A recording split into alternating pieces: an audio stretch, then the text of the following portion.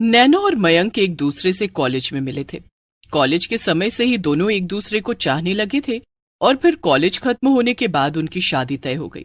लेकिन उनकी जिंदगी में सब कुछ बदल गया जब शादी से ठीक पहले नैना का एक भयंकर एक्सीडेंट हुआ और वो अपाहिज हो गई। आइए देखते हैं कैसे शुरू हुई थी नैना और मयंक की प्रेम कहानी और नैना के अपाहिज होने से उनकी कहानी में क्या मोड़ आने वाला था। बात तब की थी जब नैना और मयंक के कॉलेज का आखिरी दिन था और मयंक नैना के पास आता है और उससे कहता है, नैना आज कॉलेज का आखिरी दिन है और शायद इसके बाद हम दोबारा ना मिल पाए, इसलिए मैं तुमसे कुछ पूछना चाहता हूँ। हाँ बोलो मयंक, क्या कहना चाहते हो तुम? दरअसल नैना, मैं तुम्हें बहुत ज्यादा चाहता हूँ और मैं तुमसे शादी करना चाहता हूँ। क्या तुम मुझसे शादी करोगी? ये सुनकर नैना हंसने लगती है और मयंक से कहती है, हाँ मयंक, बिल्कुल, मैं तो कब से इंतजार कर रही थी कि तुम मुझसे ये सवाल पूछो। क्या क्या सच में नैना? हाँ और क्या मयंक, लेकिन तुमने ये कहने में कितना ज्यादा वक्त लगा दिया। खैर, देर से ही सही, अब तुमने अच्छा काम तो किया। तो फिर ठीक है ना, मैं जल्दी अपने घर वालों से भी बात कर लूंगा और फिर मेरी जॉब लगते ही हम दोनों शादी कर लेंगे। हाँ मयंक, क्यों नहीं। ऐसे ही कुछ समय बीत जाता है और मयंक की एक अच्छी जगह जॉब लग जाती है। नैना भी एक अच्छी जगह पर जॉब कर रही थी, इसीलिए दोनों के घर वाले भी शादी के लिए राजी हो जाते हैं। एक दिन मयंक अपने घर वालों को लेकर नैना के घर उसे देखने आ जाता है। बहन जी, हमें तो नैना बहुत पसंद है। दोनों बच्चे अपने काम में भी सफल हो गए हैं और नौकरियां कर रहे हैं। मेरे हिसाब से तो हमें जल्दी ही इनकी शादी कर देनी चाहिए। हाँ, क्यों नहीं, मैं तो कहती हूँ कि अगले महीने ही इनकी शादी करवा देते हैं। हमारे पंडित जी ने भी कहा है कि अगले महीने एक शुभ मुहूर्त भी है। तो फिर तय रहा, हम अगले महीने ही इन दोनों की शादी कर देंगे। शुभ काम में देरी कैसी भाई? ये सुनकर सभी लोग एक दूसरे को मीठा खिलाते हैं और नैना और मयंक भी बहुत खुश होते हैं और इसी के साथ दोनों घरों में जोरों शोरों से शादी की तैयारियां शुरू हो जाती हैं। ऐसे ही एक दिन नैना अपनी बहन मीरा के साथ साड़ियों की शॉपिंग करने जाने वाली थी। तभी उसे मयंक का फोन आता है। हाँ नैना, क्या हुआ? तुमने मुझे पहले फोन किया था। वो दरअसल मयंक, आज मैं अपनी बहन मीरा के साथ शॉपिंग करने जा रही हूँ, तो क्यों ना तुम भी मुझे बाजार में मिल जाओ, फिर तुम भी मेरी साड़ियां खरीदने में मदद कर सकोगे। क्या तुम भी नैना? साड़ी खरीदने में मैं कैसे तुम्हारी मदद कर पाऊंगा, लेकिन मैं आने की पूरी कोशिश करूंगा और फिर हम साथ में तुम्हारे मनपसंद दही के बताशे भी खाएंगे। हाँ ठीक है मयंक, तो फिर हम बाजार में मिलते हैं। मैं और दही के बताशे तुम्हारा इंतजार करेंगे। नैना खुशी खुशी तैयार होकर मीरा के साथ बाजार के लिए निकल जाती है। नैना और मीरा साड़ी की दुकान के बाहर खड़े होकर मयंक का इंतजार कर ही रहे थे कि तभी उन्हें सड़क की दूसरी तरफ मयंक दिखता है। नैना उसे देखकर बहुत खुश हो जाती है और मीरा से कहती है, मीरा तुम यहीं रुको, मैं अभी रोड के उस साइड से मयंक को लेकर आती हूँ। अरे नैना, पर तुम क्यों जा रही हो? मयंक खुद ही आ जाएगा ना इधर। अरे नैना रुको तो। लेकिन नैना मीरा की बात नहीं सुनती और रोड क्रॉस करने लगती है, पर तभी एक ट्रक आता है और वो नैना को टक्कर मार देता है। ये देखकर मयंक और मीरा दोनों के ही होश उड़ जाते हैं। मयंक जल्दी से नैना के पास जाता है, लेकिन नैना को बहुत जोर से टक्कर लगी थी और उसके हाथ पैरों से बहुत खून आ रहा था। ये क्या हो गया नैना? अब मैं क्या करूं? क्या करूं? मैं हॉस्पिटल फोन करती हूँ जीजू। मयंक और मीरा वहाँ मौजूद कुछ लोगों की मदद से नैना को हॉस्पिटल ले जाते हैं और डॉक्टर्स नैना को एडमिट कर लेते हैं। इतनी देर में नैना और मयंक दोनों के घर वाले भी वहां आ जाते हैं। बेटा, ये सब कैसे हो गया? नैना ठीक तो हो जाएगी ना? पता नहीं आंटी जी, कब से वो अंदर है, डॉक्टर बाहर ही नहीं आ रहे। कोई बाहर आए तो पता चले कि आखिर वो कैसी है। मयंक की माँ नैना की माँ से कहती है, आप चिंता मत करिए बहन जी, सब ठीक हो जाएगा। हमारी नैना इतनी अच्छी लड़की है, उसके साथ कुछ गलत नहीं होगा, आप परेशान मत होइए। काफी देर तक सभी लोग डॉक्टर के बाहर आने का इंतजार करते हैं, मगर डॉक्टर बाहर नहीं आते। कुछ घंटे ऐसे ही बीत जाते हैं और तभी अचानक से डॉक्टर बाहर आते हैं। क्या हुआ डॉक्टर साहब? नैना ठीक तो है ना? नहीं, उन्हें बहुत भयंकर चोट लगी थी और इन्फेक्शन उनके सारे शरीर में फैल रहा था, इसलिए हमें ऑपरेशन के दौरान उनका एक पैर काटना पड़ा और अब वो एक पैर से अपाहिज हो गई हैं। I am sorry.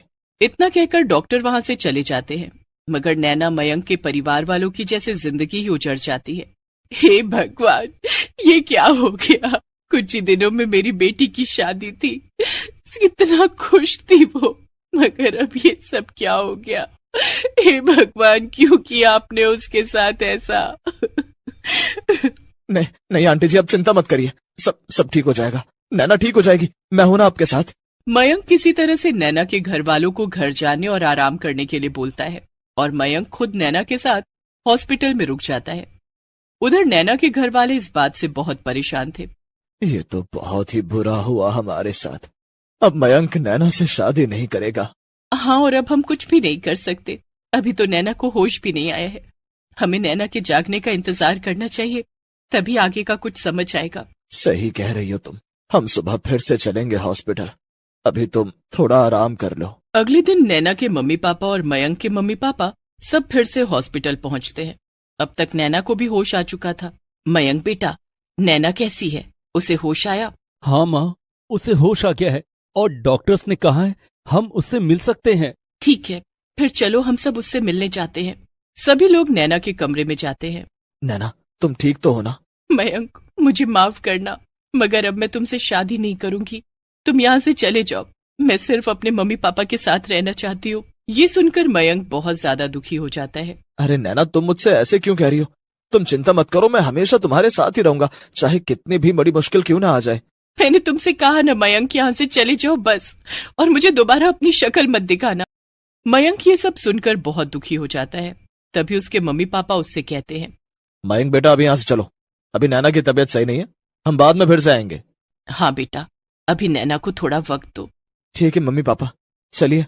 लेकिन वो तीनों जाते इससे पहले ही नैना मयंक के मम्मी पापा से कहती है, आंटी अंकल मुझे माफ कर दीजिए, लेकिन मैं ये शादी सच में तोड़ रही हूँ। उम्मीद करती हूँ कि मयंक को मुझसे अच्छी लड़की मिलेगी जो कम से कम अपाहिज नहीं होगी। बेटा, तुम अभी ये सब मत सोचो, तुम जल्दी से ठीक होकर घर आ जाओ, फिर हम बात करेंगे। इतना कहकर मयंक के घर वाले मयंक को लेकर घर चले जाते हैं।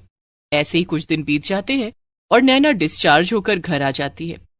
लेकिन अब वो सिर्फ एक व्हीलचेयर के सहारे से ही इधर उधर जा सकती थी, और ऐसा करने में भी उसे बहुत तकलीफ होती थी। एक दिन मयंक अपने मम्मी पापा के साथ दोबारा नैना के घर आता है। मयंक, अब तुम यहाँ क्या करने आए हो? मैंने तुमसे कहा था ना कि मैं अब तुमसे शादी नहीं करूंगी। तुम बार बार मेरे सामने आकर मुझे मेरे अपाहिज होने का ज्यादा एहसास दिलाते हो। चले जाओ यहाँ से, मैंने कहा चले जाओ। नैना इतना कहकर जोर जोर से रोने लगती है, और ये देखकर मयंक नैना के पैरों के पास बैठ जाता है और उसका हाथ पकड़कर उससे कहता है, बस नैना, बहुत हो गया। अब तुम्हें ऐसी बात करने की जरूरत नहीं है। मैं कॉलेज के समय से तुम्हें जानता हूँ, और मेरी जिंदगी में तुम्हारे सिवा कभी कोई और लड़की ही नहीं आ सकती। अगर मैं शादी करूंगा तो सिर्फ तुमसे। हाँ बेटा नैना, तुम्हें किसी भी चीज की चिंता करने की जरूरत नहीं है। तुम जैसी भी हो हमें मंजूर हो। अगर मयंक ही खुश नहीं रहेगा तो हम भी कभी खुश नहीं रह पाएंगे। हाँ नैना बेटा, अब खुद को और मयंक को और सजा मत दो। मगर माँ, मेरा तो एक पैर ही नहीं है, और मैं ये जानते हुए भी मयंक से शादी नहीं कर सकती। मैं उसकी जिंदगी बर्बाद नहीं कर सकती। मयंक, तुम मुझसे शादी करके बहुत पछताओगे। नहीं नैना, ऐसा कभी नहीं होगा, मेरा यकीन मानो। और तुमसे शादी नहीं करूंगा तो मैं जिंदगी भर दुखी रहूंगा। नैना कुछ सोच में पड़ जाती है, लेकिन मयंक उससे कहता है, बस नैना, अब तुम ज्यादा मत सोचो, सिर्फ वो कहो जिससे तुम्हें खुशी मिलेगी। ठीक है मयंक, मैं तुमसे शादी करूंगी। ये सुनकर वहां मौजूद सभी लोग बहुत खुश हो जाते हैं, और एक बार फिर जोर शोर से नैना की शादी की तैयारियां शुरू हो जाती हैं। शादी के दिन नैना तैयार होकर अपनी व्हीलचेयर पर मंडप तक आती है। नैना, आज तुम बहुत खूबसूरत लग रही हो। मगर मयंक, मैं फेरे कैसे ले सकूंगी? मैं तो अपाहिज हूँ, और यहाँ मौजूद सभी लोग मेरा मजाक उड़ाएंगे। तुम चिंता मत करो नैना, मैं हूं ना। जब तक मैं हूं तब तक कोई भी तुम्हारा मजाक नहीं उड़ा सकता है। इतना कहकर मयंक नैना को अपनी गोद में उठा लेता है, और ऐसे ही उसके साथ 7 फेरे ले लेता है। अब नैना, जब तक मैं तुम्हारे साथ हूं तुम्हें किसी और चीज की चिंता करने की जरूरत नहीं है। कोई भी तुम्हारा मजाक नहीं उड़ाएगा। मैंने तुमसे प्यार करके अपनी जिंदगी का सबसे अच्छा काम किया है मयंक। नैना की आंखों में आंसू थे, मगर वो मुस्कुरा रही थी। वहां खड़े सभी लोग ये देखकर भावुक हो जाते हैं। इसी तरह नैना की शादी मयंक से हो जाती है, और मयंक के माता पिता के घर अपाहिज बहू आ जाती है। लेकिन फिर भी उसके घर वाले कभी उसे ऐसा महसूस नहीं होने देते कि वो अपाहिज है। कामिनी कल्याणी देवी की इकलौती बेटी थी। कल्याणी देवी शहर की सबसे अमीर औरतों में से एक थी, लेकिन कामिनी को एक गरीब लड़के से प्यार हो जाता है, और वो कल्याणी देवी की मर्जी के खिलाफ जाकर उससे शादी कर लेती है। कामिनी और अमन एक साथ एक ही कॉलेज में पढ़ते थे। अमन पढ़ने में काफी तेज था। वो पढ़ाई में कामिनी की मदद भी करता। अमन देखो ना, इस सवाल का हल ही नहीं मिल रहा। यहां बैठो, देखो इस सवाल का हल यहां है, मैंने बना लिया है। तुम इसे पढ़ लो और समझ में ना आए तो कॉपी घर ले जाकर अच्छे से पढ़ लेना। अमन का शांत और सरल स्वभाव कामिनी को बहुत अच्छा लगता था। अमन कितना अच्छा लड़का है ना, जी चाहता है कि हमेशा इसी से बातें करती रहूं। कामिनी हर वक्त अमन के साथ रहती। धीरे धीरे कॉलेज की पढ़ाई पूरी हो गई। एक दिन कॉलेज की पढ़ाई पूरी हो गई है, अब मैं अमन से कैसे मिलूंगी?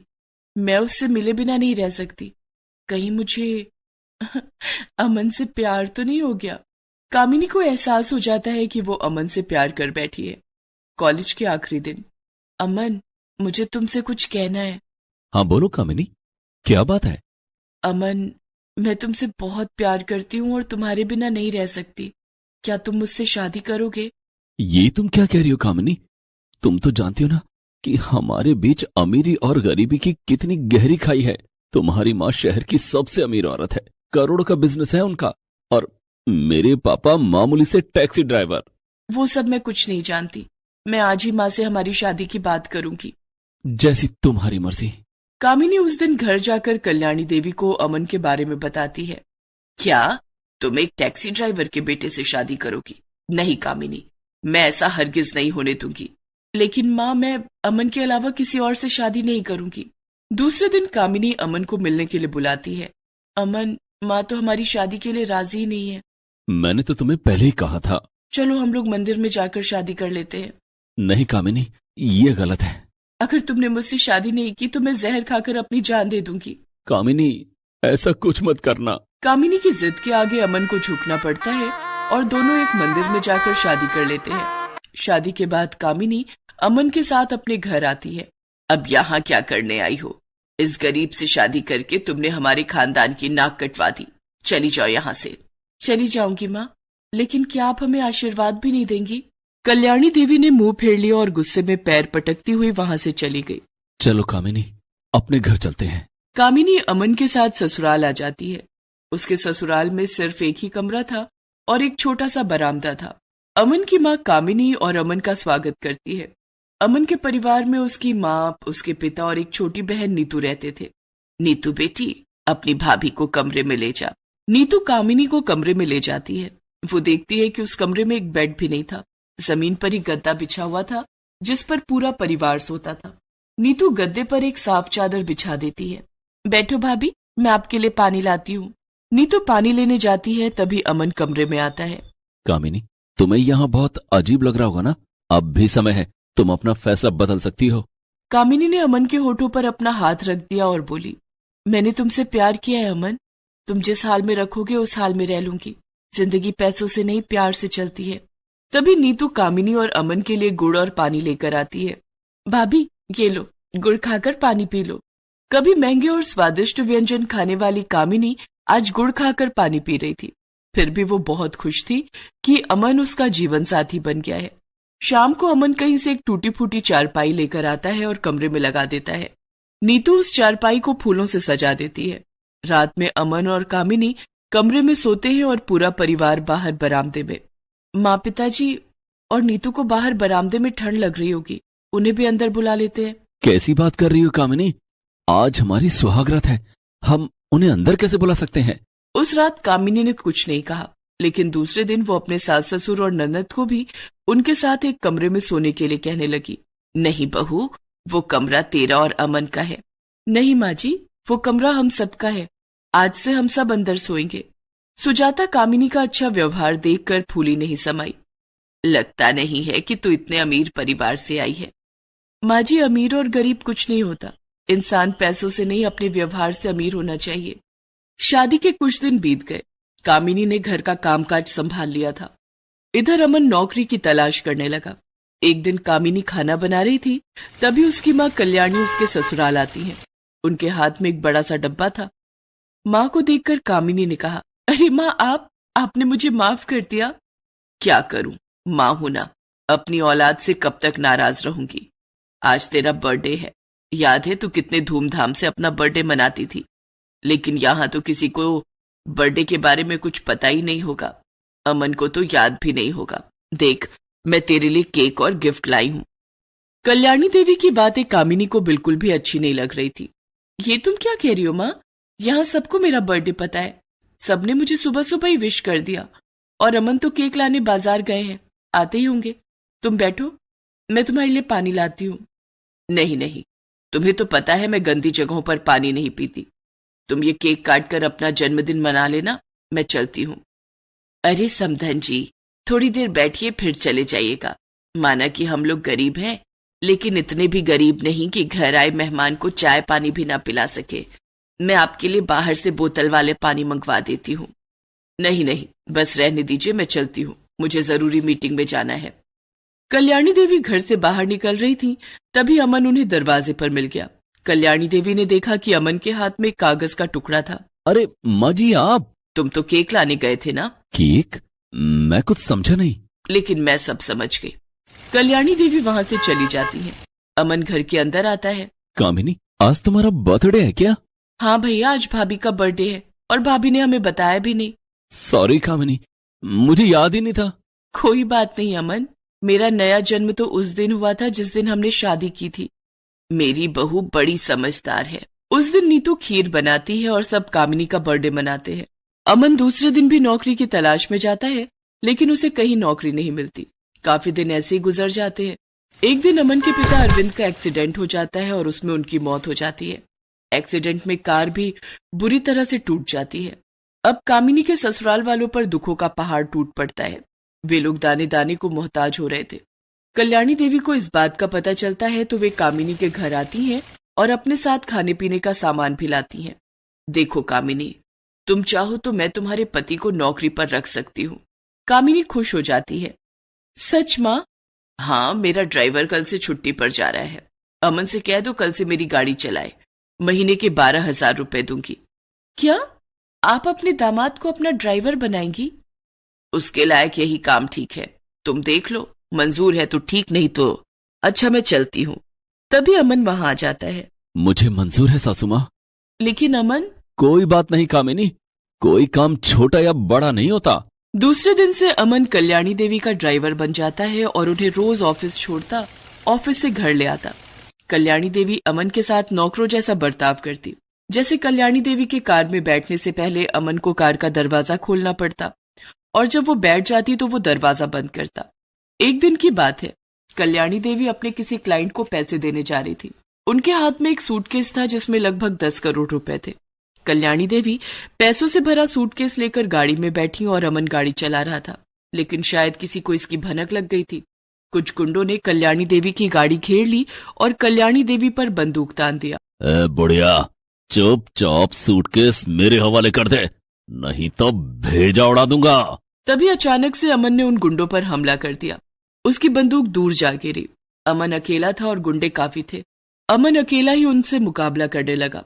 इसी बीच मौका पाकर कल्याणी देवी ने पुलिस को फोन किया। थोड़ी देर में पुलिस आ गई और गुंडों को पकड़ लिया। अमन लहूलुहान हो चुका था। कल्याणी देवी उसे अस्पताल लेकर गई और उसका इलाज करवाया।